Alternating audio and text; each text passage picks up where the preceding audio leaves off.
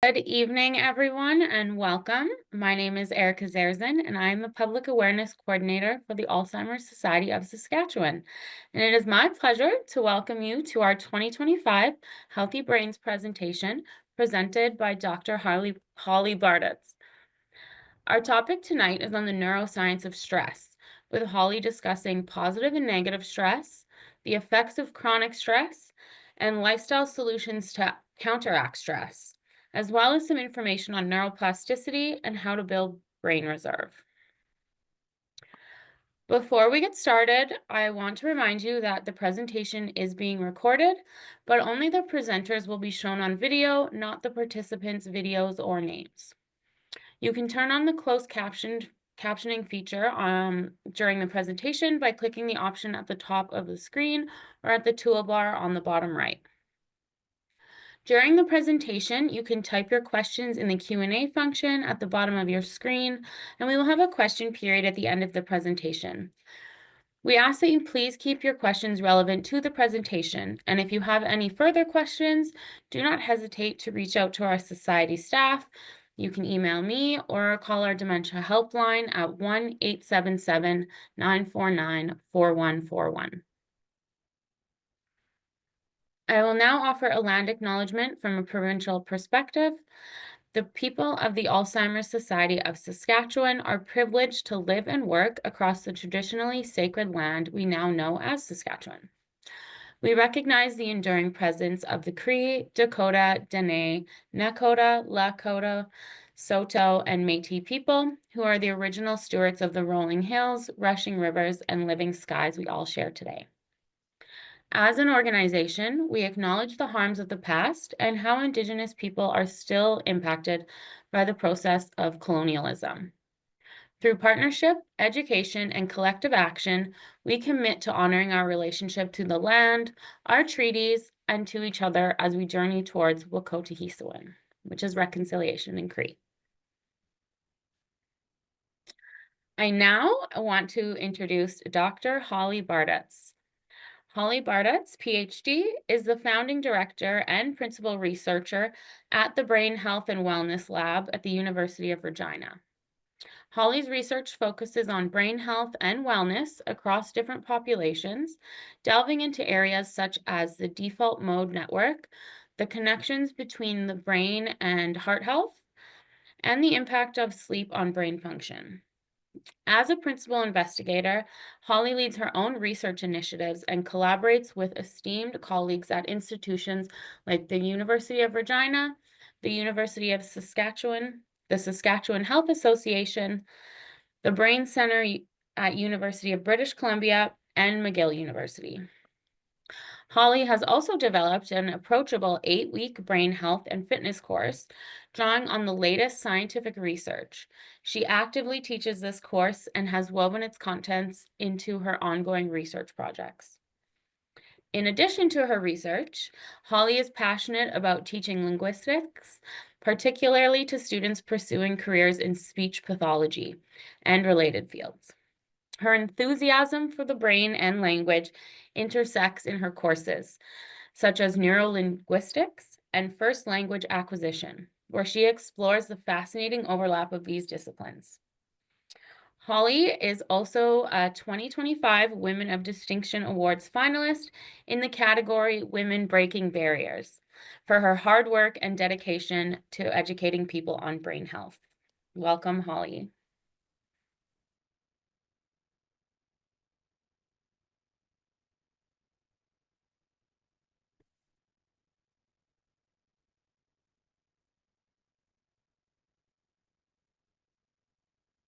Good thing this topic is stress on the brain, as my PowerPoint is not where I thought it should be, but that's okay. All right, so yes, thank you everyone for being here tonight. And it's kind of interesting and kind of a joke that the topic is stress in the brain. And of course, I'm feeling stressed, but it's a good thing about having the large number of people here tonight, but it just also tells everyone that it's a huge interest. So thank you. And yes, this topic is stress in the brain, but I also teach about nutrition in the brain and socialization in the brain and the different aspects that go into having a healthy brain. So I am a researcher at the University of Regina, and I have a passion for knowledge translation in the area of brain health and wellness education.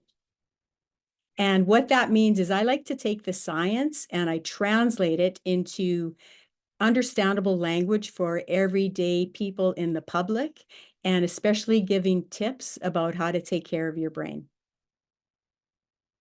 So let's get into tonight's topic, which is stress and the brain. What is stress? I thought I'd start with a definition so that we're all on the same page. Stress is the body's and mind's response to demands, challenges, or threats, whether real or perceived. So it's quite interesting that we have if it's real or perceived. So your brain can't tell the difference if it's a real bear or if you are worried about your income tax coming up. It can be physical, emotional, or psychological, and often triggers a cascade of physiological reactions, such as the release of stress hormones like cortisol and adrenaline. Stress is a part of life and it is unavoidable. We all have a little bit of stress, and actually, we need stress. If we didn't have any stress, we wouldn't be cognitively challenged enough. Imagine a person living in a senior's home, just staring at the TV with the food being brought to them all the time regularly, but not even really engaging with TV, just kind of staring ahead. They don't have any stress, but they don't have enough stress, enough cognitive challenge to be functioning as well as they could be. Some stress is good for the brain because it challenges the brain. So a little bit of stress is a good thing. Stress is also good because it increases alertness and boosts performance. If we are a little bit stressed or excited or having to prepare for something, we will take more time to prepare for it. And at the time, we will be more mentally alert, and it will boost our performance at the time. Ideally, it is best to have a period of stress and then take a break from stress to allow the brain to return to normal. If you have stress and then take a break and recover from it, you will improve your ability to handle stress. You will build resilience, so stress resilience, which is a very good thing. So people that don't have any stress ever, they don't have any resilience to stress either. So ideally, we want some stress, but then we need to purposely take a break from it and build up our ability to handle stress, somewhat like building up a muscle. What creates stress can be highly variable. What one person finds stressful may not be stressful at all for another person. This is quite important. As we go along, I want you to start thinking about what does this mean to you? So there are over 600 people on here, but everyone is going to be different about what this means to them. Starting right now, what one person finds stressful may not be stressful at all for another person. Let me give some examples. Let's say, income tax. Some people might really enjoy doing income tax and not find that stressful. Other people might find that very stressful. Or going to a party. Some people might really enjoy that and love that, and other people might find parties and social networking quite stressful. So you can see the same thing can be stressful for one person and not for another person. Ideally, every person should learn how to manage his or own stress.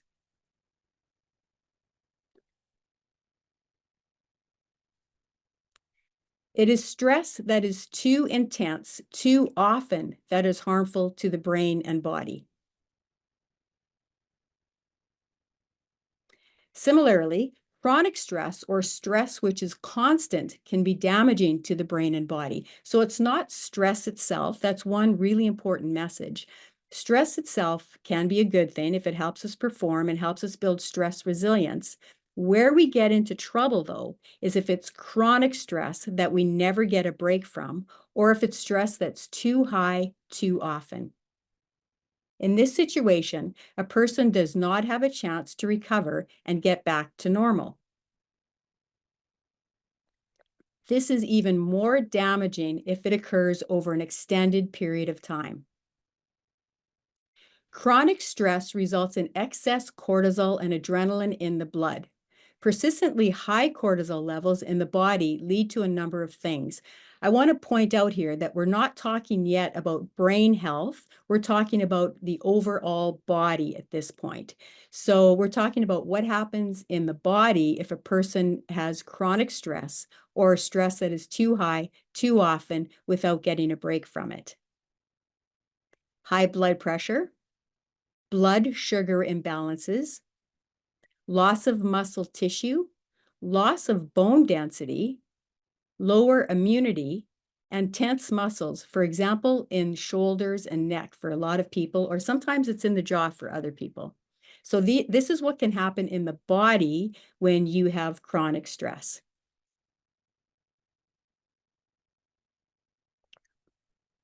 Now, specific to brain health, first of all, that was body. Now we're specifically getting into brain health.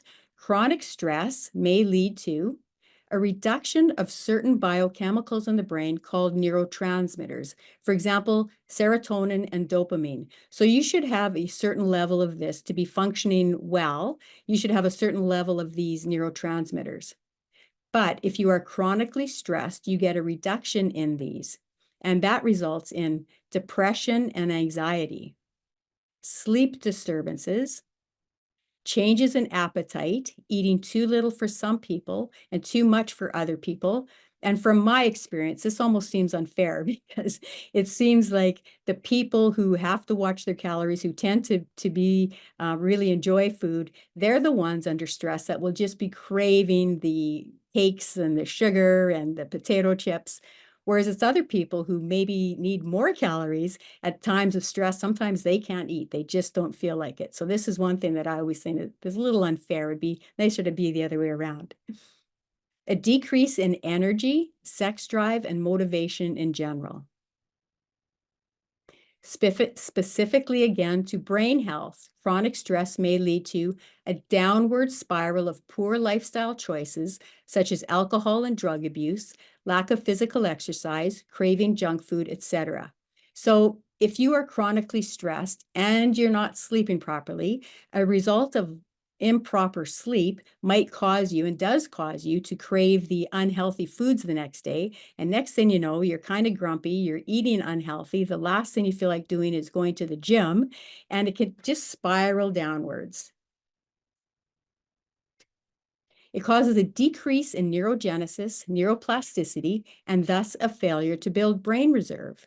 Now, when I sent this presentation to the Alzheimer Society, they said, hey, wait a minute, Holly, can you please go into a little bit more about what is neurogenesis, what is neuroplasticity, and thus a failure to build brain reserve? They wanted me to talk a little bit more about that. So we're going to get off the road from stress in the brain, and we're going to take a little bit of a detour now to get into neurogenesis, neuroplasticity, and brain reserve. And what does that mean? So on to our detour. Now we're going to talk about neurogenesis in adults. This is something that I just want the whole world to know. And I'm very, very excited about having the ability to tell everyone, 600 people all over Saskatchewan, maybe beyond, that you can make new brain cells. I really want everyone to know that. So the definition of neurogenesis is creation of new neurons, primarily in the hippocampus. When I was an undergraduate student, we were told that adults couldn't make new brain cells. We were told that only children and adolescents could. So it's true that children and adolescents do it at a much faster rate than adults, but we can still make new neurons our whole entire life. You can make new neurons your whole entire life. We know that now because brain scans. This is very exciting news, and it's a very positive and encouraging piece of science that I want to translate and get the word out there. So what promotes it in adults? Truly, I could do a full presentation just on neurogenesis, but the topic tonight is stress, so we're just going to touch on it. So promoters, or what encourages it, would be physical exercise, cognitive challenges, healthy diet, and good sleep. I think we know everything what all this means, perhaps not cognitive challenges. So exercise, physical exercise, cognitive challenges would be anything that makes your brain challenged. It's anything that engages your brain. What we don't want to do is the same thing every day, because your brain will say, we don't need new brain cells. We already know all this stuff. So by cognitive challenges, I mean anything formal, like learning a new language, trying a new instrument. It doesn't even matter if you don't get good at it. It just matters that you try. Or even brushing your teeth with your non-dominant hand, or taking a different route to work or to school, meeting new people, going to a new movie, or formal learning like taking classes, or just learning on your own. That's what a cognitive challenge is. Healthy diet and good sleep. What are the inhibitors? Chronic stress, which is tonight's topic, aging. So yes, you don't make brain cells as fast as when you're young. So it's an inhibitor, but we can still do it. And substance abuse. So that would be like alcoholism or illegal drug use. So substance abuse will also slow down neurogenesis.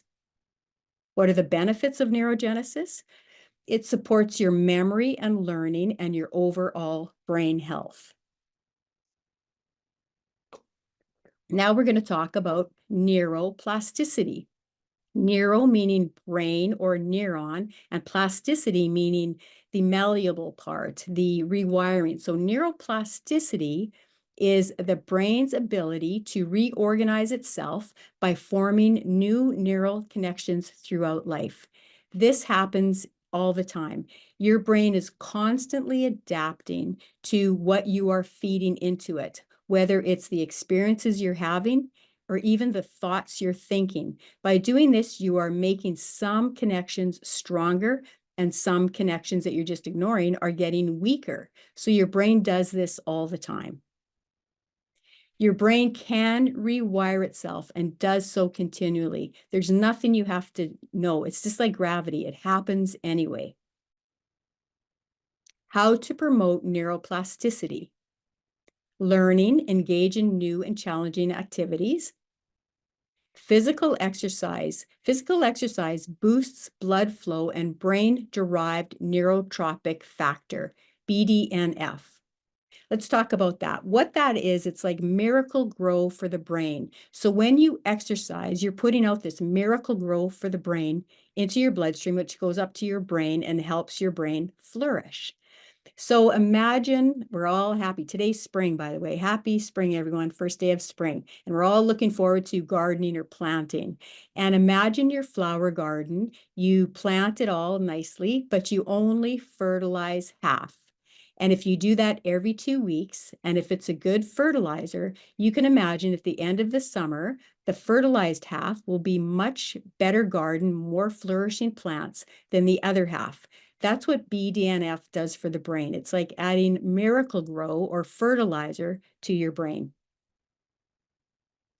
Mindfulness and meditation. This helps neuroplasticity because it enhances your focus and neural connectivity. We're going to talk about meditation on its own in a little bit because it's so important as a way of breaking up stress. Healthy lifestyle, balanced diet, quality sleep, and stress management. All this is just what our mothers told us or our grandmas. It's just those things like eat well, all this kind of thing. Just a healthy lifestyle helps neuroplasticity. She was right. Benefits of a healthy and fit brain. What are the benefits of a healthy and fit brain? The three main categories. One is mental health. The opposite of mental health would be anxiety and depression. So if you think of mental health as mood, brain health is mental health. Cognition, thinking ability. I would guess that that's what most people think of when they think about brain health. It's your thinking ability. It's your memory. It's if you can remember to do things, if you can learn new things or remember people's names or do math. That's what people, I think, mostly think, but it's also mental health. And it's a third thing. It's building brain reserve. What is that? Alzheimer people ask me. Building brain reserve leads to another very important ability of the brain that is critical to a healthy brain for your future brain health. What do I mean by building brain reserve? Building brain reserve means to make more connections within your brain. So it is a more networks up there, more connections between the neurons. How do we do that? Through neurogenesis and neuroplasticity. You can imagine if you were a little kid, or if you gave a little kid 6 Lego blocks, what they could do with it. They could do some things, and that's great. But if you gave somebody, that same little guy or girl, 6 sets of Lego blocks, they could make a much more intricate creation with that. So the same kind of thing. If we're adding in new brain cells, because doing all those right things, and we are rewiring the brain, we are making a more elaborate neural network in our brains. So what I think is really interesting and really cool is that what we do on the outside in our lifestyle, we are physically changing what goes on under our skull in our brain. What we do on the outside can change what's going on in the inside. So yes, if we add more neurons and rewire it more and more and more and make it and keep learning, we are getting brain reserve. By building new brain cells and rewiring our brain, we can build up brain reserve, which is good insurance for our future in case we need it. So in our future, it's just like we're supposed to put money away for our retirement or for a rainy day in case our roof needs fixing. In the same way, one benefit of having a very elaborate network in your brain is that you are more likely to be able to rewire your brain in case of damage. If you ever had a stroke or developed dementia, we will fare better if there are more connections and more neurons. So let's say a person gets a stroke or a brain tumor in one part of their brain. The surgeon takes out the brain tumor, and if you have more elaborate network up there, your brain is more likely able to rewire that area so that after a while, your brain is all working again. There's an interesting study. I'm a researcher, so I like to bring in studies. There is a nun study, and in this study, maybe some of you have heard of it. It seems to be quite famous. But there was a group of nuns who were older and still doing very well, living healthy and happy lives, and no one ever seemed to have any kind of dementia. So the researchers went in with their permission to say, hey, can we study you guys? And they were doing all the right things. They were learning, they were sleeping properly, they were eating whole foods, they were living as a community, handling their stress. And so they thought, okay, this is cool. They asked the nuns, would you mind if, would you mind if we had your brains after you died? Would you be willing to donate your brains after death? And so they did. And what they found was intriguing. They found that after death, when they did an autopsy on the brains looked like they should have not been doing as well as they should. They could see the formations of plaque that in many people, when you see that, they have Alzheimer's disease or they have really bad dementia. But there was so much brain reserve in these people that the brain was able to work around those problem areas, and the function of the brain wasn't even touched yet. I'd like to bring in another, I like to teach in metaphor because that's, I think, helps people understand. So let's imagine 2 trees. One tree has 6 branches, and one tree has hundreds of branches, big branches, little twigs between them. Now imagine a big storm comes through, and 3 branches are broken in the storm. So the one tree that only had 6 branches or 8 branches or whatever I said, if a little squirrel is trying to get around there, it's really going to have a hard time compared to the other tree with all of these branches. If it loses 3, then you wouldn't even know. The squirrel can quite easily get around and get back to where it was trying to go, and no one would even see that, oh, we've actually lost 3 branches there. So it's the same kind of thing with brain reserve. If you can put away brain cells for your future, you'll be better off. And when is the best time to start doing that? Now. When is the second best time? As a population for humanity, the best time to make brain cells for your future is when a person is in their 30s and 40s. So you can see how I'm quite passionate about telling people, because as a society, the more people know this, if we could just start getting this news out to everyone, especially the 30 and 40-year-olds, they will be much better off in their future, and we will be as a society. However, it's not just and only good for the future, it's good for us now. If we have more connections in our brain, we will be more able to problem solve, be creative, and learn new things. You can only learn things according to what you already knew. If you don't have basic math, you're not going to have a clue how to do calculus. So we have to start with the basics and move up. So the more connections you have, the more able you are to learn new things. But now we are done our detour. We're gonna go back to stress in the brain. Detour is over. So much construction in Saskatchewan. I'm just getting ready for it, getting you ready for it in the spring.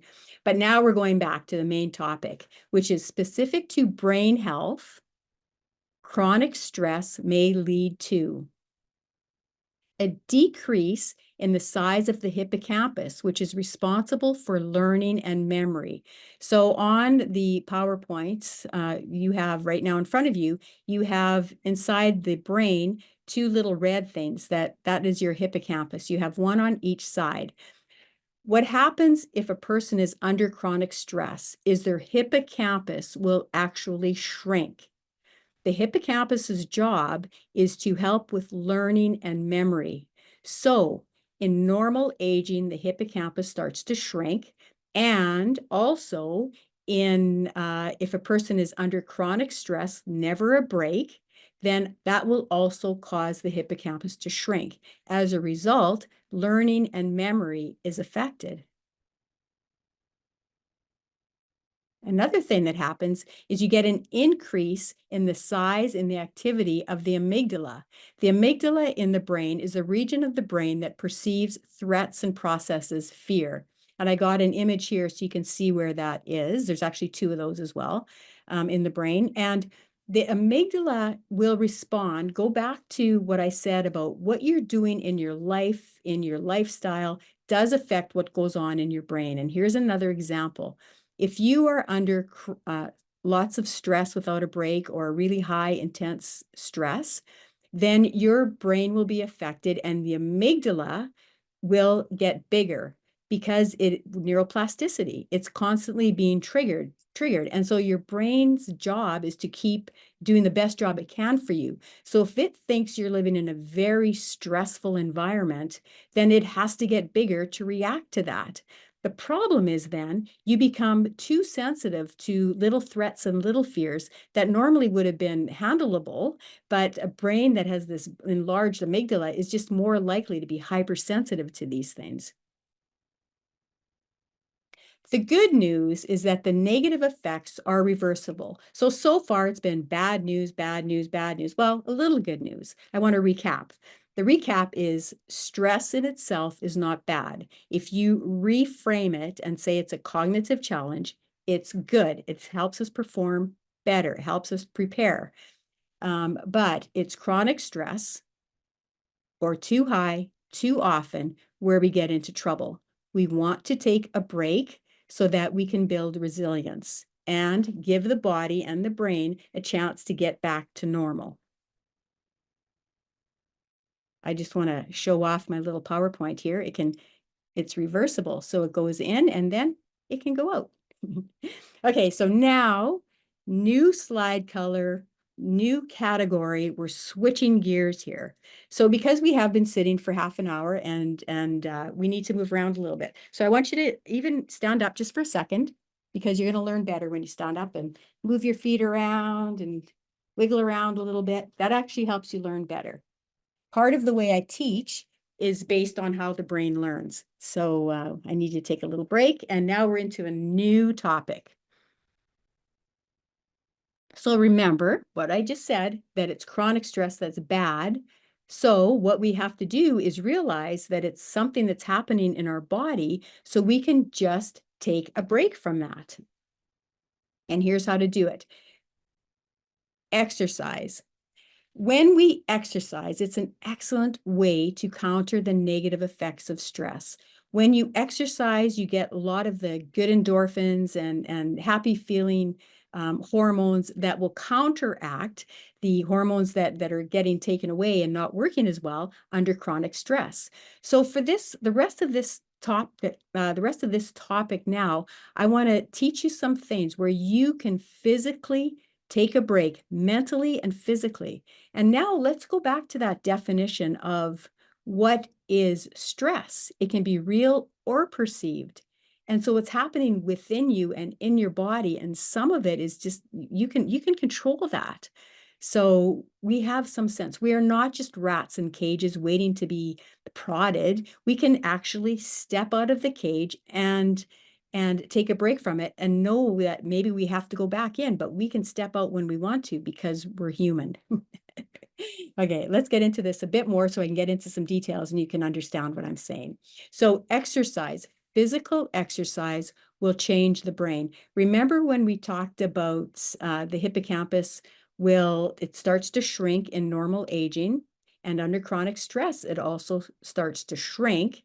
And what do we see as a result of that? We see learning and memory being affected in a negative way.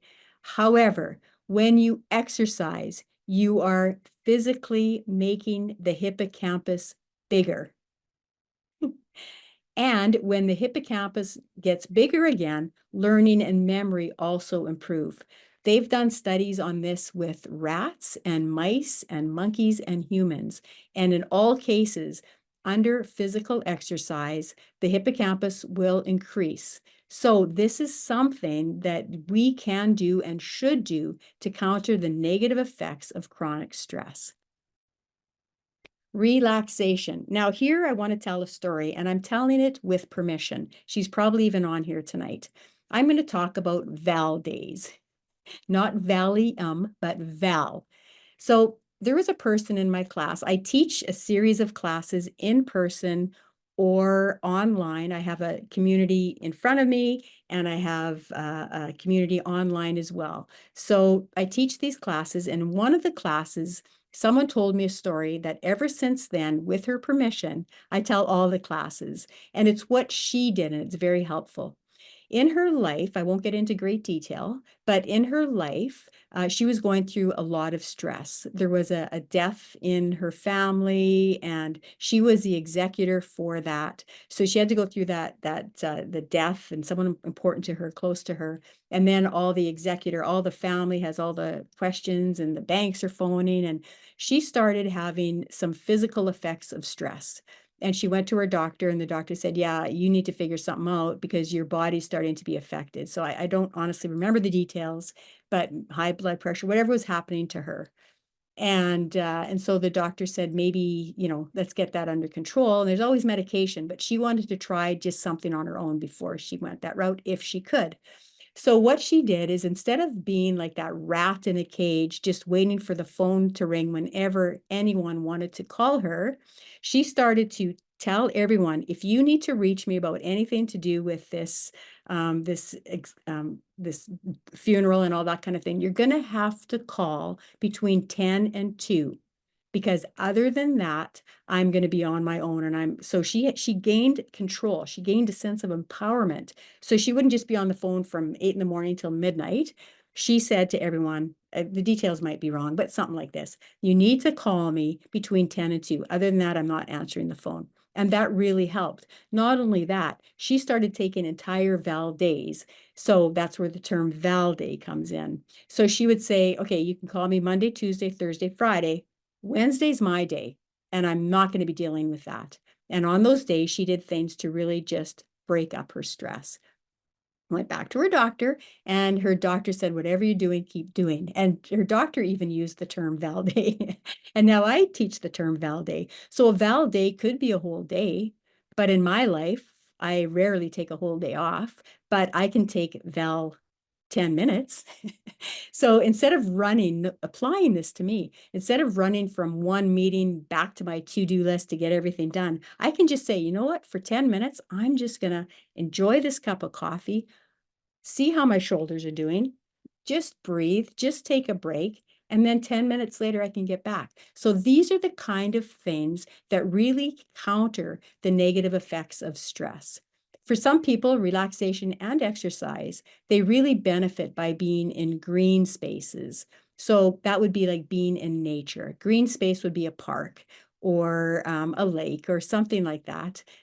So some people really, really benefit from being in green spaces. So whether you exercise and relax it's really hard, of course, in 100 below with this whole winter was kind of tough. But still, we can even look out in nature. That seems to be very beneficial for some people. But whatever it is for you, again, you are responsible for yourself. You are the CEO of your own life. You are the manager and you are the person who benefits, so the benefactor. So you decide, okay, this person needs a break, my person needs a break. Manager, make sure they get a break. And then if that's all going well, then you're going to really, really benefit.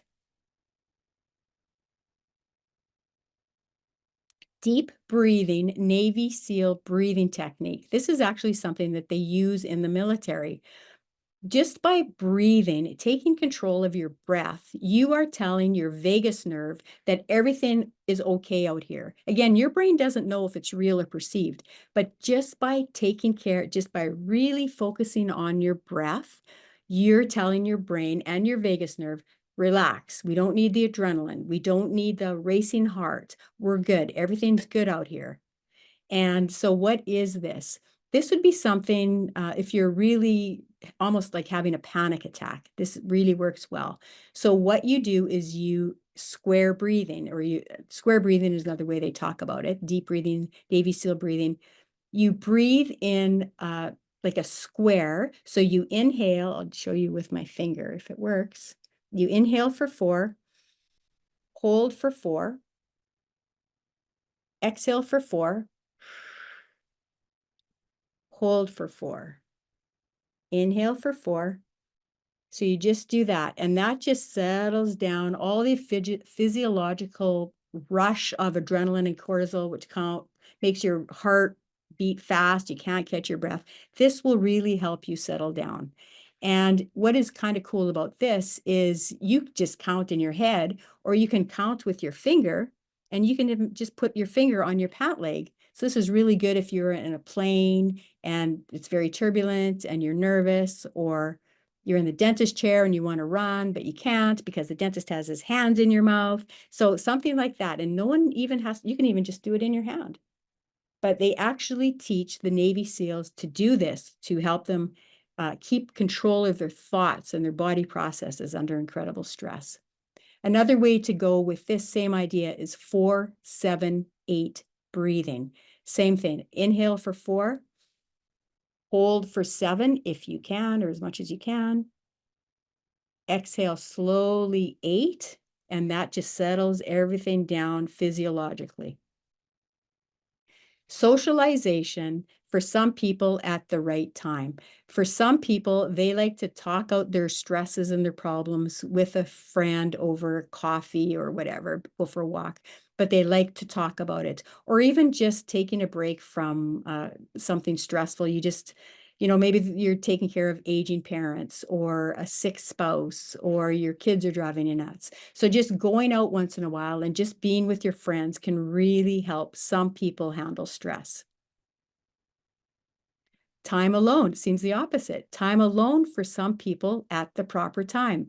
Some people do not want to be with other people in times of stress. And I think most people are a little bit of both, depending on what's going on. For some people, when something sudden really happens, right now, sometimes that person might just want, well, me, it's me. If something really bad happens, at first you might just need to be alone. And the last thing you want is to go out and talk about it. You just need to process it. But then after a while, then maybe you're ready to go out and talk about it. So knowing what I know, what's in the research, I would say honor yourself and do what you need to do. and be aware that someone else may not be like you. So if your friend doesn't want to be out with you and you think, are you okay? Then maybe give them some space. Maybe they need it. The problem, however, would be if a person who normally likes to be out with people all of a sudden never wants to come out, then perhaps you should check on that person and make sure they're doing okay. Having a good sense of humor. There's always something funny. There's always, you can always be grateful for something. And in the same way, there's often something funny, and it's great to have a sense of humor. For an example for this, I was thinking, what would an example be? And I have one. When my husband's grandparents passed away, it's of course it's not really stressful, I don't think. It's more sad, but it's still kind of the same. You're going to get the same idea. So we were at the cemetery, which to me is one of the saddest, if not the saddest parts of any funeral, because it's so final at that point. And everyone is all sad, and we're at the cemetery. And one little great niece who was like 4 years old at the time, still quiet, she says, "Oh no, there's pee running down my leg." And of course, everyone just burst out laughing. It was so cute. And she was so smart. She didn't even say, "I'm peeing my pants." She said, "There's pee running down my leg." It wasn't her fault at all. But anyway, something like that. And I'm sure you all have stories like this where just something silly happens and you laugh. And that is a great break from chronic stress. I think it was Norman Cousins who actually had cancer, and he just started watching comedy films and things and laughing, laughing, laughing, and he got over it. Now, of course, as a researcher, you could never say one person did it, so it's it works because you need more than one. But he wrote a book about that, I think. Empowerment. Having a feeling of control over one's aspects of life. We have empowerment. Only we can control what we are thinking of in our head. So just like having a Val day or taking some time, even going to the gym or whatever. And when you do that, I would suggest that you physically leave your stresses behind, even if you physically touch a door and say, "It'll be here when I come back." So just empowerment gives us a sense of control over one's aspect of life. And we all have that because we're human and we can control our thoughts. Viktor Frankl, in his book, Man's Search for Meaning, he talked about people in the concentration camp. They took everything away from them, their clothes, they didn't have enough food, they had no dignity. Some people came out of that okay, and some people didn't. And he was a psychiatrist, and he came up with the idea, and he wrote in his book, Man's Search for Meaning, that between stimulus and response, there's a space. And in that space lies your freedom. Only you can control how you're going to interpret things. That gives us all a sense of empowerment, no matter what is going on. Even if it's the news right now, right? It can be pretty stressful, but we can still decide we're turning it off and we're not going to think about it. Maybe we will again tomorrow, but we have a sense of empowerment where we can do things to step out of that cage. Positive thinking, just thinking positively about things. Even if you, on Monday, I fell on the ice and I was kind of mad because I didn't need that. But I try to practice what I preach and practice what I'm learning. For positive thinking, I thought, okay, well, I didn't hit my head. That was awesome because I don't want to have a brain injury because I need to give this brain health talk tonight. And I also thought, what if something or someone, call it a guardian angel, needed me not to be on the road because I was coming to work actually, to avoid something worse like a car accident. So I don't know if that was the case, but just thinking that, it's like, okay, well, this is better than that. So again, it can all be just what we tell ourselves, because then we can make ourselves happier, and no one can control your thoughts but you. Or else this, another one I want to say here is, even if it is really bad, you can say, and this too shall pass. So even if you're going through a really hard time, it's not going to last forever. Nothing does. And in the end, you might be able to understand someone else who's been through it that you would have never understood unless you went through it yourself. And so many things in life, I think we don't really understand unless we've actually experienced it. Or if you are injured or sick or something like that, if it's the kind of thing that you do get better from, when you do get better, you so much appreciate your health that you might have taken for granted. Even if it's just a flu. After your flu, it's like, oh, I'm so glad that's over with. Proper diet. So now this is just like general things in general, what we can do. The last slide here was more about specific things to take a break from stress. And this is just overall what's going to help us handle stress. And stress, yes, it could be just the everyday chronic things, but it also could be the huger things like a death in the family, that kind of thing. So both of those things can be helped by just having a proper diet as much as we can under stressful situations or day-to-day life. If we have a proper diet, then our bodies, because stress, you go back to the definition, it's something that's happening in your body with the cortisol and the adrenaline and all the effects that happen. So proper diet is feeding your body to be able to help it go through this a little bit better.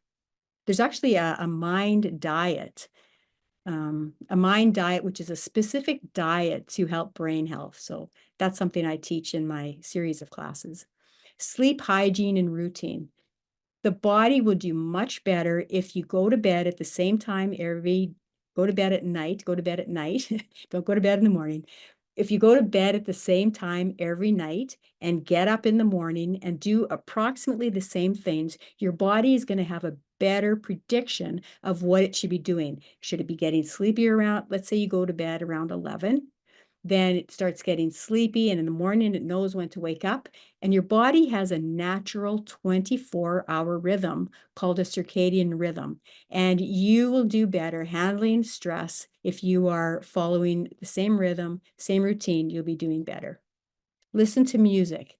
Again, this is a tool. Some people might like silence. Some people might like rowdy rock and roll music. Other people might like just more classical music, but it's a tool in your toolkit to help you handle it.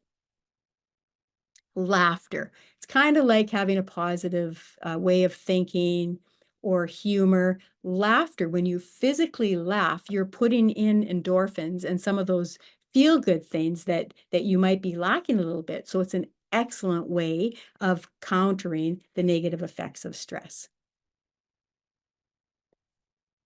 Not sweating the small stuff. Don't get too worked up about the little things. It really isn't worth it. I've heard that there's two types of lumps, one in the breast and one in the oatmeal. They are not the same. Don't react as dramatically to both. Stop multitasking. Again, this is a general guideline. I'm sure we can all stir a pot full of water to make pasta while we're listening to a podcast, but be aware that if you're trying to do too many things or if you're too tired, it's stressful for your brain. For example, let's say you're trying to do your income tax. Hey, this must be income tax season. I keep thinking of that.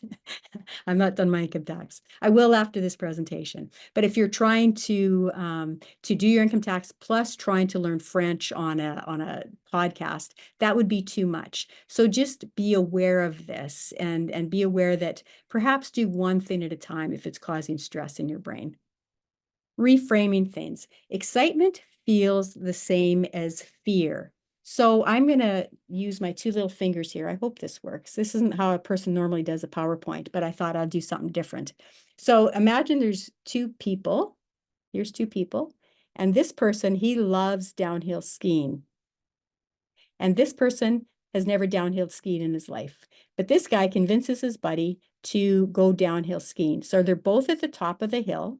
And this one is feeling excitement. And he's saying, oh, isn't this great? This is the powdery snow. It's going to be awesome. And this guy is terrified. He's saying, I can't believe you got me up this hill. I want to get down. How do I get down? I'm going to have to ski down. I'm never going to trust you again. So here they are both at the top of the hill and there they go down. The thing is, both excitement and fear feels the same. So one was afraid, one was excited, but physiologically it was the same feeling. So for me, for this presentation tonight, there's a big audience here. I could be afraid, but I kept telling myself I'm actually happy to be doing it, and it's kind of exciting. So internal control, what you tell yourself about what happened is as important about what actually happens. Now, what do I mean by that? What I mean by that is, let's say you are going to meet a friend for lunch and everything's going fine, you're leaving on time, but you are stuck in a traffic jam and you are thinking, oh my gosh, I should be there. I'm going to be late. I hate being late. She's going to think I'm not coming. She's going to be all upset with me. However, you could also just take a break and realize there's not a darn thing you can do about it. Yes, you're going to be late. Of course, you have a hands-free telephone where you can very safely just call your friend and say, hey, I'm going to be 10 minutes late, and just be relaxed and actually enjoy the time when you're there. So it's not the accident or the getting caught in the traffic jam that's causing the stress. It's what you tell yourself. The exact same thing can have two very different outcomes. What you tell yourself about how stress affects you actually physically affects you. Now go back again to I'm a researcher. So I'm going to give an example from research for this. So what you tell yourself about how stress affects you actually affects you. What they did is they took 100 people and they put them all in the same room, and they told this group that when you have a little bit of stress, you will perform better on an exam. If your brain will come up with the right answer. You will, if you're kind of like, normally not sure, your brain will say, yes, you are sure. You're going to be more mentally alert. It's a good thing. This group, they told the opposite. They said, if you are under stress, you will not perform as well. Your brain will freeze. You're not going to be able to think. So you don't want a lot of stress. They put those two groups into the same room and gave them the exact same test. So, but they made it stressful. There's no way you could get through it. They gave them, let's say, for example, 15 minutes, but not even a mathematician could have got through it in 15 minutes. So it was stressful, and you couldn't win this game. But that wasn't the point. They were doing research. So at the end of the test, they took in all the results, and guess what? I think you know what. This group, who was told they would not perform well, did way worse than this group. And here I am in the middle here. This group who did do well. So going back to this, what you tell yourself about how stress affects you physically affects you. Meditation. I want to talk a little bit about meditation. Before I did brain health research, I didn't know how important meditation was. I thought it was kind of like a spiritual thing. I didn't know anything more than that. But now through the research, I've learned that meditation is actually very good for brain health, especially as a way to break up chronic stress.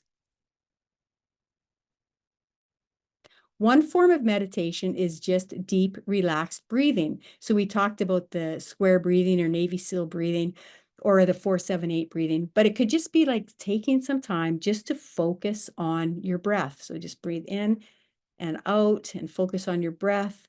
Or it could be looking at a candle, but just focusing on that. So it seems to be the idea is getting your thoughts away from what's going on in the world and your to-do list and politics and income tax and family and friends, into just inward thinking. It's about breathing. It can be about breathing while mentally focusing on something. So some people like to listen to a podcast, or not a podcast, like a YouTube video of meditation, a guided meditation. Some people like to meditate in a group. Yoga and Tai Chi combine gentle poses and movements with breathing and inward focused thoughts. I am not really a person who is an expert in either of these, but from what I understand, you really focus on your movement or what your body is doing. And again, you're getting out of what's going on outside of your brain into what's going on within yourself. Research shows that meditation produces structural and functional changes to the brain in as little as 8 weeks. So there we go. I brought in an almond, and almond is the word for the Greek word for amygdala, because amygdala and almond, it meant amygdala. Amygdala means almond in Greek, and it looks like an almond, is shaped like an almond. So the Greeks named it an amygdala. So the amygdala shrinks. A larger amygdala is linked to a higher levels of stress and anxiety. So meditation counteracts that negative effect of stress.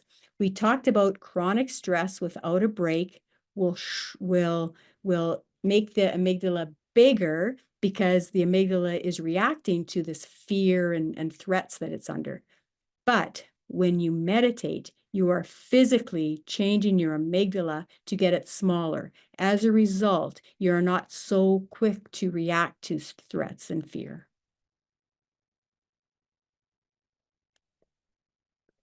Another benefit of meditation is the cortex thickens. What's the cortex?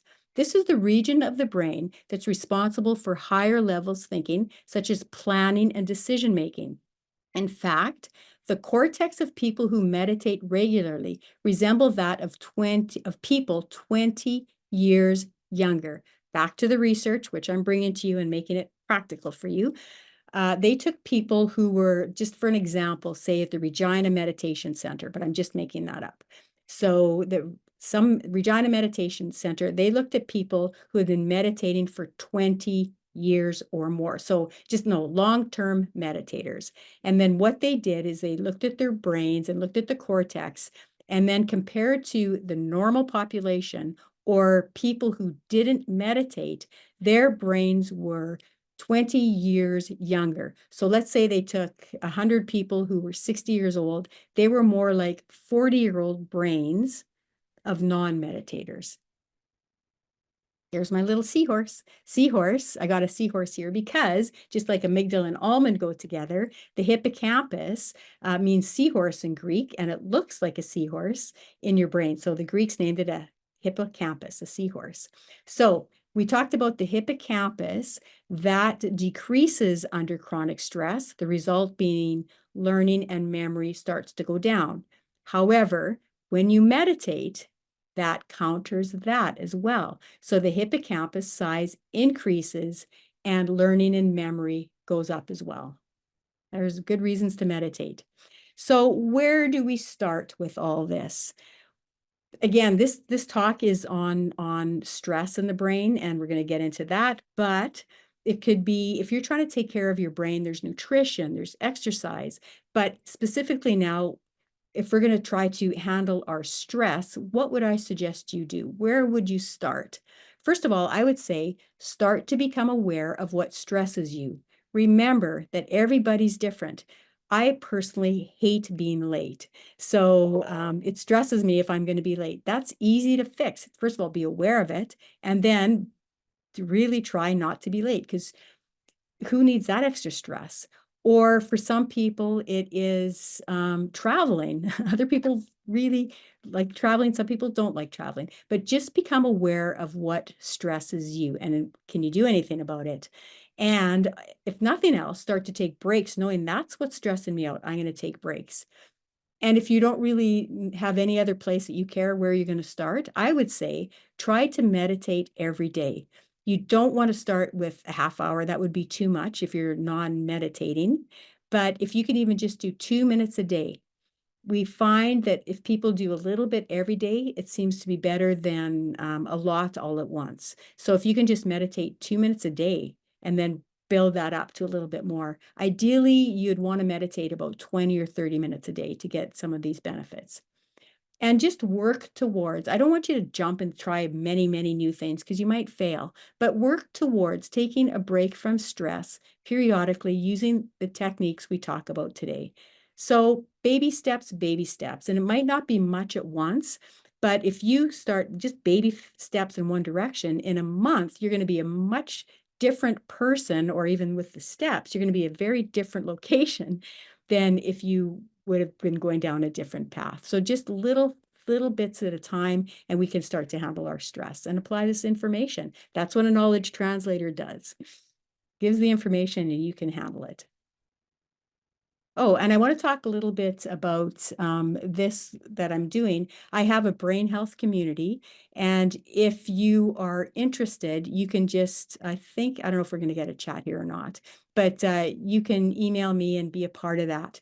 And I'm just building up a community in person and online just to bring people together because we also do better when we're together. And we have newsletters to give you the latest information, little tidbits here and there about brain health.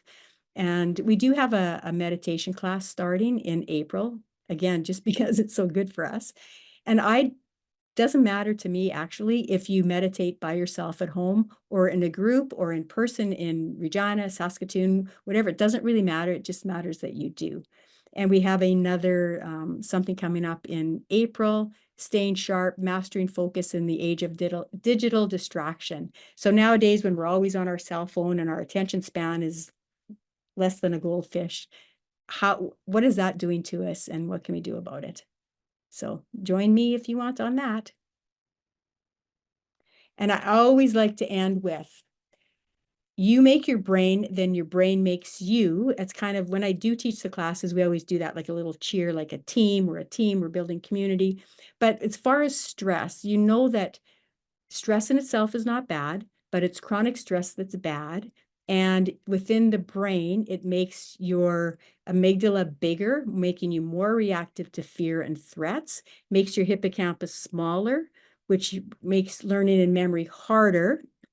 But by doing some of the things we talked about today, you are physically changing your brain.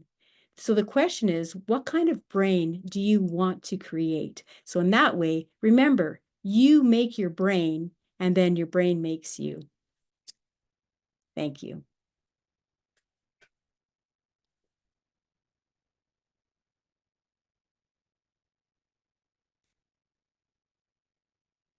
Thank you so much, Holly. I really enjoyed your presentation, especially the practical solutions to remind us how to manage stress, because those can be very easy to forget while we're actively going through stress. I know I'm guilty of that.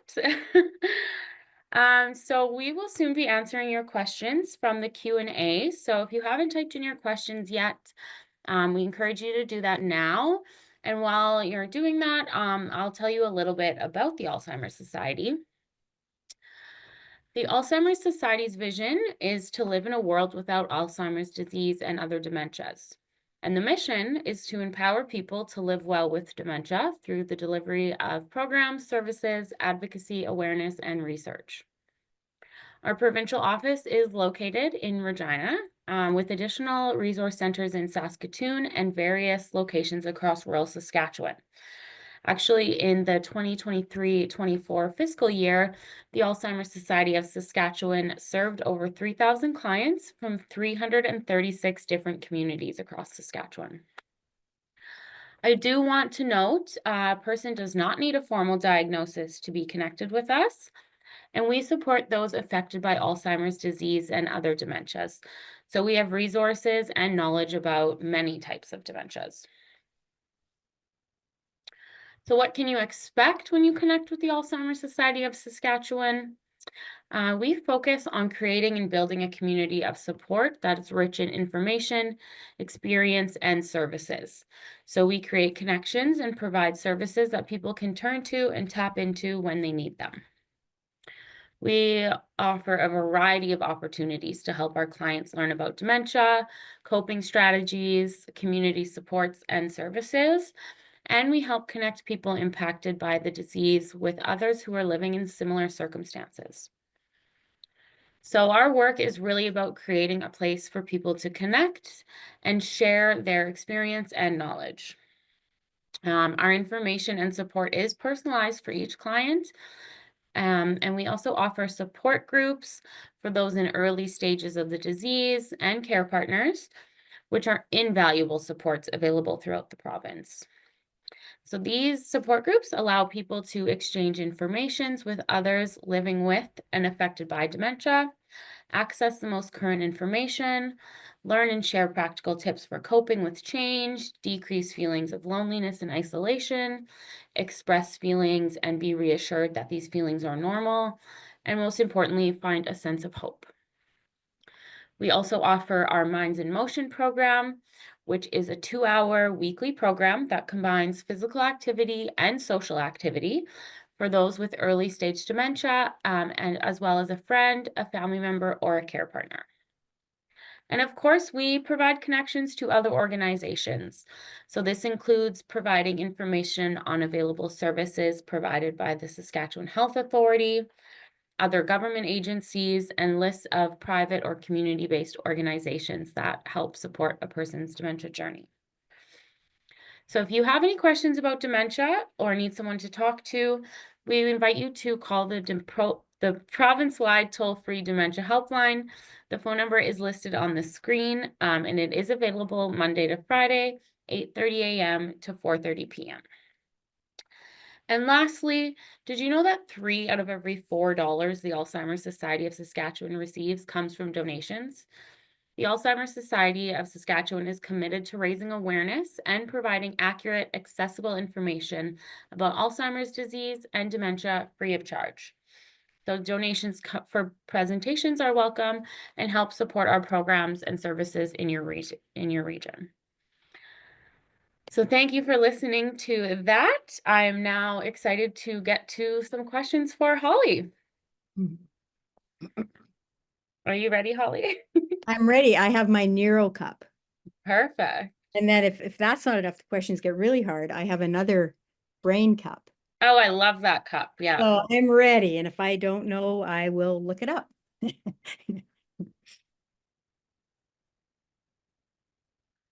Perfect. Okay.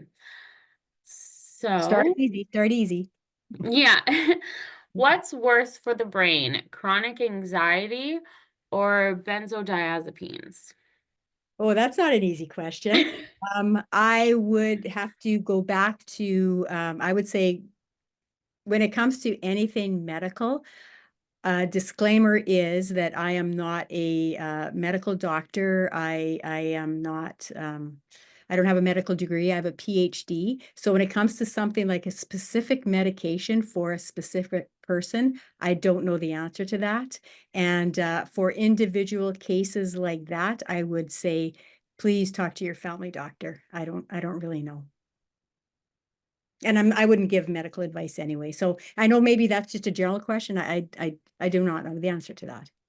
No, that was a great answer. Give me an easy question, please. The Meaning of next life. one from Michelle says, no question, but would say thank you to Holly for the great information. Thank you. Climax Community Museum. Hello, everyone. Thank you, Holly. Excellent presentation. Enjoyed by the 6 of us here. So that's great. We love when people get together in groups, it brings that socialization aspect to the learning and Mm-hmm. perfect. Socialization is good for the brain, very good for the brain. We do better together. Actually, social isolation or loneliness is a risk factor for dementia. So Yep. stay together, people in Climax. Lots of thank yous. Okay. Can the brain regenerate after dementia and Alzheimer's? That depends how far along it is. I will answer the question based on the research, which is my go-to. So we know with mild cognitive impairment, there have been a number of studies. So not depends how far along a person is, but mild cognitive impairment would mean they start to show the signs of dementia. There have been a number of studies, and some even within Canada, UBC, where they had people with mild cognitive impairment, put them on an exercise program, just even that. And as a result of that, the mild cognitive impairment went back to normal. So it depends how far along it is, but definitely mild cognitive impairment can be fixed. And if you don't know where to start, I would start with all of the healthy things for the brain, but specifically exercise is a very good way to go. So yes, but not if it's too far gone.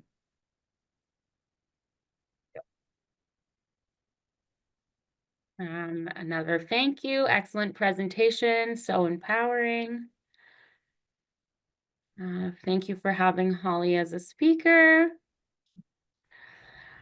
I have a big family.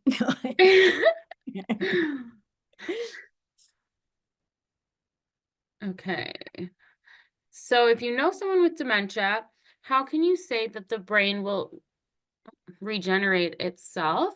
Because this is what happens when you have dementia, deterioration of the brain, especially in later stages. Okay, right. So one reason why I'm so passionate about the message I have it is even the Alzheimer's Society, you know this, you give the modifiable risks.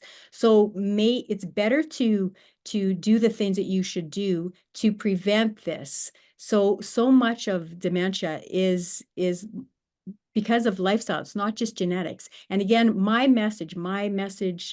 research and my message is not once a person already has it, but it's more healthy brains in the first place. So that is my message. It's just like bone density. If you are a certain age, if you're 70 and your bones are porous, you can take some medication and do some things, but it's much better with bone density. You know that the time to really hit the bones and make the bones dense is when a person is a teenager. So that's when you make the biggest difference in the future. So my message really is, if you have even the genetics, again, I don't really know who my audience is, but this is Healthy Brain series. It's not so much with full-fledged, already in care home dementia. It's more like, how do we keep the brain healthy in the first place? That's really more my area of research, where I'm coming at.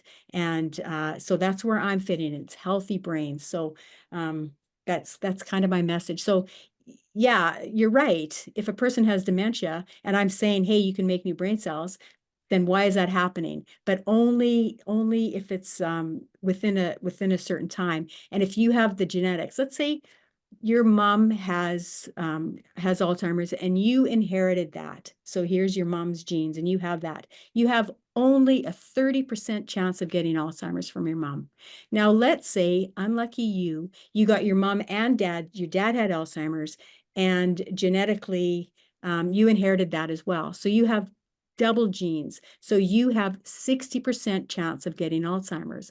But the research shows that if you do the lifestyle modification, the lifestyle things that we talk about, getting enough sleep, eating properly, exercising, socialization, you are reducing your chances by 30%. So even if you had one gene 30%, you're back to zero.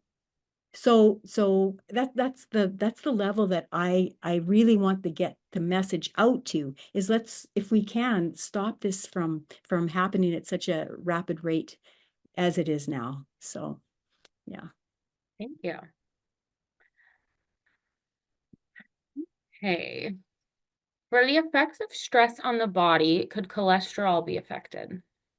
Again, I don't really know. I saw that. I know I told Alzheimer's Society I'm not really good at managing the chats and everything else. But I saw that question. I tried to look it up and I couldn't look it up fast enough.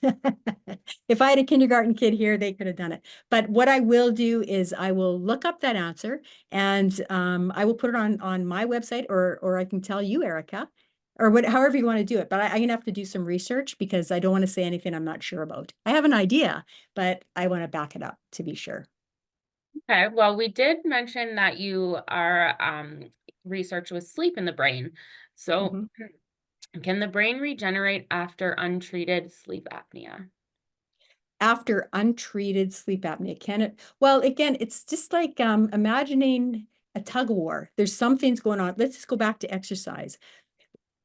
Exercise will make the hippocampus get bigger again, but chronic stress will make it go less. So what is the combination? How much exercise, how much stress? So it's going to be that combination. It's who's going to win that little tug of war. So it really depends on the specific mixture or the amounts that's going into it.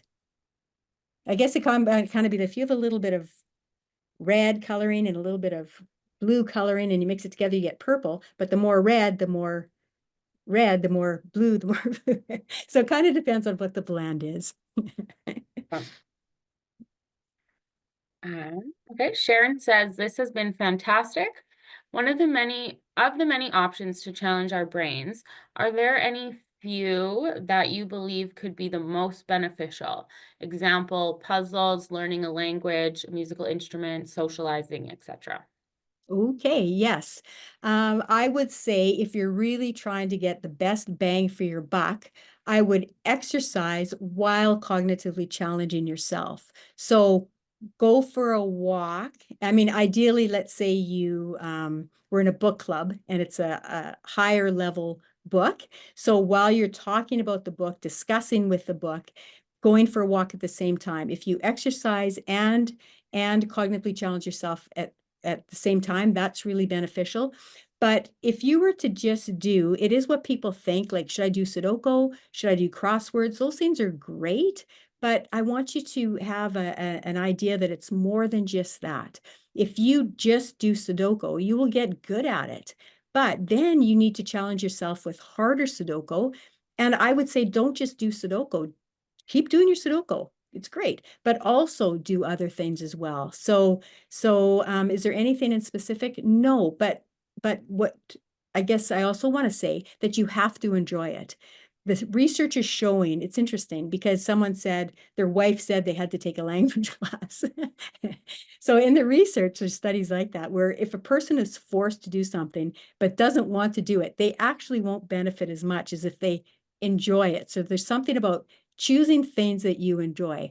Another thing that may be part of this would be people who exercise socially and it's complicated, they tend to do really well with their brain. For example, ballroom dancing, you have the music, you have the beat, you have, it doesn't have to be ballroom, but dancing. You have to watch your partner, you have to listen, it's exercise. Also, any kind of sport that is involving other people, like you can run, that's great. And if that's your way of handling stress and that's what you enjoy, do it.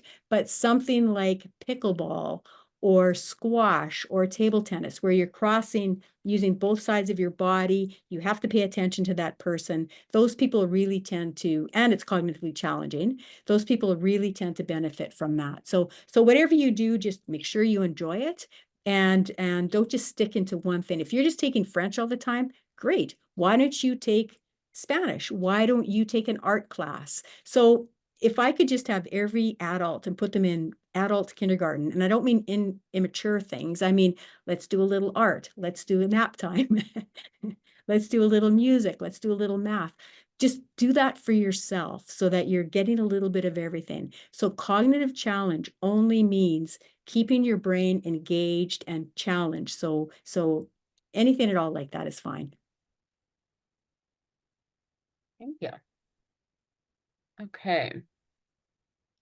This one's a bit of a, this one is kind of, it's a linguistics question. So I'm Um, in. Lana noticed that you are a linguistics instructor.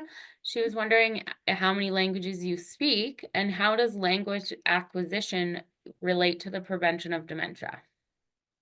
Love the question. Okay. Very often, linguists are asked, how many languages do you speak? And we don't, not necessarily. Some linguists speak a lot of languages, but what linguistics is, it's the science of language. So what a linguist will look at is language, almost like language as its own study. So how does every human make the sounds from their vocal cords? How are sentences put together? How are what happens in the brain? Where does the part of the brain that's responsible for speaking, where that's Broca's area or Wernicke's area. So linguists are interested in language and a study all on its own. So I speak a little bit of English, sort of. That's my first language. I'm just kidding. I speak a little French. I speak a little bit of Greek, but more a linguist is just looking at what's going on in language in general. Many of my students become speech pathologists. So they're looking at what happens when a person gets a stroke. Why does that happen? So I speak a little bit of many languages, but I am not the type of linguist who polyglot means you speak a lot of languages. Now, how does language acquisition affect dementia? Well, if you have more than one language, you have built brain reserve. So you have less chance of getting dementia because you just have that much more brain reserve. And remember that even the nun study, even though on their brains, they had plaque. It looked like they should have Alzheimer's, but they didn't because they had so much more brain reserve. So the more languages you speak, the better off you are. Language is very challenging. We think nothing of it because as humans, it comes so easy. But if you were to tell someone, hey, can you go to the piano and play Beethoven's Fifth? You would just look at them like, no. But yet when we speak, we just make it seem so easy, but we are exhaling air from our lungs and we're putting our teeth and tongue at the right, doing gymnastics in there, and so it's quite a complicated thing. And so just language, the more languages you have, the better off you are. And how does language acquisition affect dementia? The more languages you have, better off you are. And if you can keep even your language alive, by perhaps that's why socialization is so important, because you're going to hear people talking, you're going to get other words, you're going to get other imagination. So language is very important for just keeping your brain cognitively challenged. And I I know a little bit of many languages, but I'm not fluent in many at all. How's that for a long answer? You triggered my love of linguistics. That's great. Oh, yeah, I love linguistics. Love it, love it, love it. And how are you with podcasts? Someone is wondering if there's any that you would recommend about neurogenesis and brain health. Podcast, neurogenesis and brain health. When you said, how are you with podcasts? I thought you meant, how do you feel about doing a podcast? This is the biggest podcast I've ever done because when I teach, I always break it up because then I get a break. I can look at my time and things. So this is a pretty long podcast. But as far as particular podcasts I would recommend, I don't really have any I would recommend right now, but you could always just go to YouTube or whatever, people probably know better than me what to go to, and just put in neurogenesis and neuroplasticity or whatever, and you'll probably get a number. TED Talks might be another way to go. But yeah, read. There's books on it. There's articles on it. You could Google it. I'm not sure about how we're feeling about Chat GPT, but I'm sure you can Chat GPT anything now, but you just have to make sure that the source is good. The next question is from your good friend Kim. In general, how long does it take to reverse the effects of chronic stress by using these tools?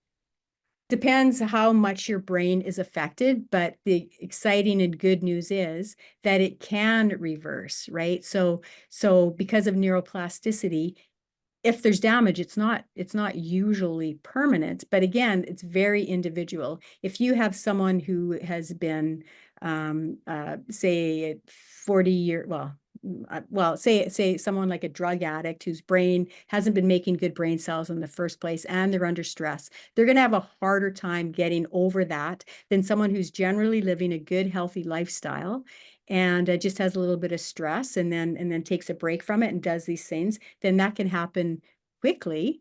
And but so it really depends on who you are, how old you are, how long that stress has been, and how even genetics. Everybody's genetics is even different. So it really depends on you as an individual. And thank you for your questions, Cam, and thanks for being here tonight. We'll Another, talk over coffee. another one is great information. Thank you. When you say exercising, does even just walking help the brain, or is it not as helpful? Well, I love talking about exercise. That was actually my PhD, was exercise in the brain and what happens. So the basic foundation would be, if you hadn't been exercising at all, where would you start? I would say you would want to aerobically exercise, because when you aerobically exercise, you are pumping more blood up to the brain. And when you're doing that, you're taking the oxygen and the other good nutrients to the brain, and you're taking out the bad stuff. So aerobic exercise, just walking. And if you're not walking at all, just a little bit of walking is good. But ideally, you should be walking a little bit faster so that you're actually taking in oxygen. The fascinating thing is about exercise, though, is that when you do different types of exercise, your brain benefits in different ways. And I swear I could give a whole hour talk on this, and I'm sure the Alzheimer's Society doesn't want me to. But When you are breaking down your muscles and building them up again by doing weights, you are putting something into your bloodstream called mitokines. And the mitokines will go into the blood, cross the blood-brain barrier. And it's actually hard to cross the blood-brain barrier because the brain wants to protect itself. But mitokines will get in there and they will affect different things in the brain than aerobic, but it's all good. And even balance. When you challenge your balance, you're putting something else into your brain called GABA, and GABA helps you handle mood and stress and helps you sleep better. So ideally, I would recommend you do a little bit of everything, which is even what the Canada exercise physiologists say. You need some aerobic, you need some balance, you need balance, you need to balance your aerobic with muscle work, but a little bit of everything has different benefits for the brain. We are made to move.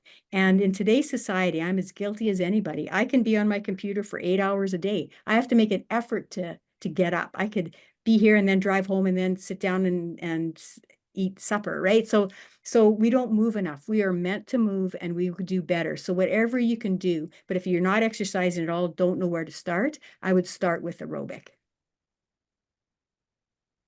Perfect, thank you. We have a few questions on diet. So we'll answer that, and that kind of looks like that's the end. So people want to know more about the brain diet, and a little bit about the Mediterranean diet. Okay, I can talk about that another hour. Do you guys have till midnight? See, in this series of classes that I'm talking about, we do one whole class on diet. We do another whole class on sleep. So but I'll just try to keep a thumbnail version of it. The Mind Diet is a diet specifically designed by nutritionists and researchers for people who really want to take care of their brain health. That would be people who were concerned about getting Alzheimer's, things like that, or just want to take care of your brain health. So what they did is they took a diet like the DASH diet, which is for people with high blood pressure, and it reduces that. And they took the Mediterranean diet. Both of these are really good diets. And they took the best of both. I say like a smoothie because they took this and this and made a beautiful smoothie. And the Mind Diet takes the best of both, but specifically designed for brain health. For example, I think we all know fruits and vegetables are good, but in the Mind Diet, they say fruits and vegetables, that's great, but we specifically want you to have berries twice a week. Serving of berries twice a week. That has antioxidants properties and actually helps in all inflammation, helps with all kinds of things. So the Mind Diet is a combination of the Mediterranean diet and another one, and it's not hard to follow. Berries twice a week, how hard is that? Olive oil, what else? Whole grains, fish. And then there's things that they limit. They'd never say avoid because human nature, maybe I'm just not the typical human, but if you tell me I can't have something, I'm just going to want it all the more. So limit things such as sugar, sweets. You can have them, but only 4 times a week. So we're going to limit some things and really try to encourage other things. And it really is very easy to follow. And that's what the Mind Diet is. We also have a brain health guide at the Alzheimer's Society. So if you are interested in that resource, I'd be happy to send that to you so you can reach out to us. And if we didn't get to your questions, please feel free to email us. We would love to answer them off screen. And I will just end on a note from Rena. She's an old student of yours here. It's been almost 20 years. She says, your energy regarding brain health is still so inspiring. Thank you so much. And she's not going to ask you a question, just give you some praise. So to I'm end going on to ask her a question. I'm going to say, what was Noam Chomsky? Why was he not popular here? I'm just kidding. I won't put you on this. Thank you. I actually have a few students on here. Oh, that's wonderful. Well, we want to thank everyone for joining us tonight and taking the time to listen to Holly. And of course, thank you, Holly, for spending your time with us and sharing your knowledge. It was so wonderful. So please, if we didn't get to your questions or you have some questions about dementia, give our helpline a call at 1-877-949-4141. And we will be sharing out this recording later on. So thank you so much.